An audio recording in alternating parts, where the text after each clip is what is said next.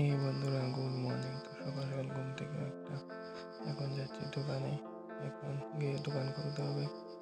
দোকান খুললাম, এখন ধূপ দেব। দোকানে ধূপ তো দিলাম। এক দুটা কাস্টমার আইছিল, তারপর এক লোক বেরিয়েছি।